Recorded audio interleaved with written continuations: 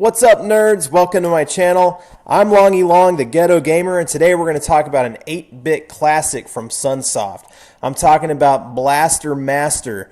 Stick around, it's going to be a blast! Ow! Blaster Master is the harrowing tale of a boy, Jason, whose pet frog escapes and ends up in some radioactive goo and I guess turns into a giant mutant space frog and jumps down some hole in the ground, and so Jason's like, oh no, I'll just jump in here after him.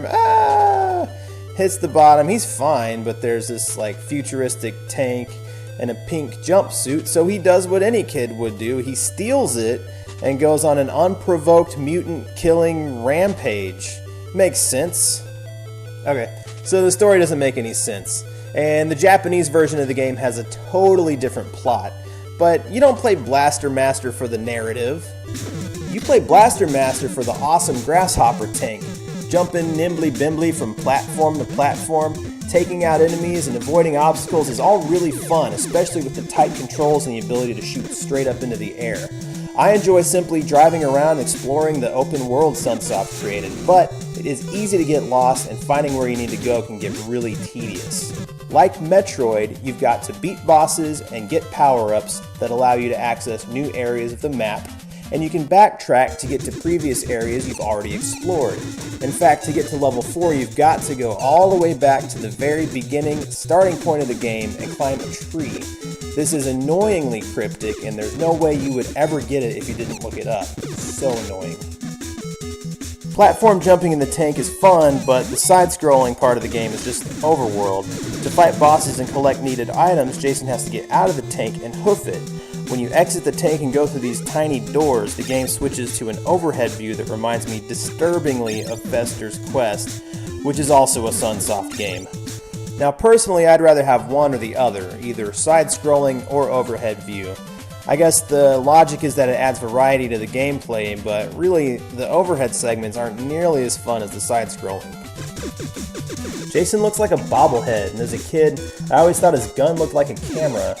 He's right-handed, so Sunsoft thought it would be fun to have the bullets fly from Jason's right side. This can be excruciatingly annoying depending on enemy placement, but I guess the character sprite is so wide that a gun in the middle would have a hard time hitting things on the edge of the screen. Whatever, I guess.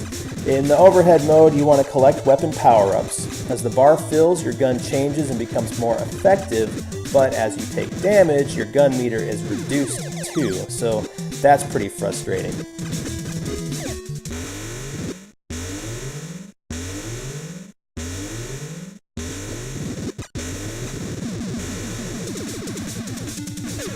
In addition to his weird little camera gun, Jason also fires these short-range grenades. They're unlimited, they don't hurt you, and you can shoot them really fast. They deal way more damage than the gun, so I usually end up just using those.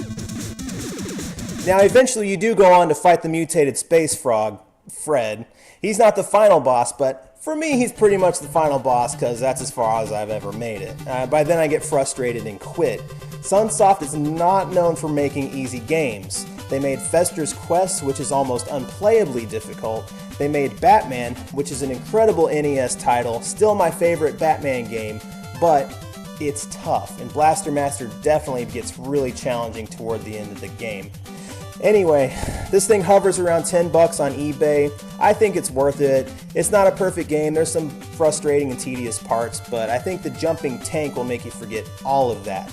Hey, if you like this video, be sure to subscribe, like, leave a comment. If you have suggestions you want to see covered, leave them down there, not down there, down in the comments, and I'll see if I can get to them until I get too famous and have to have somebody do it for me, right?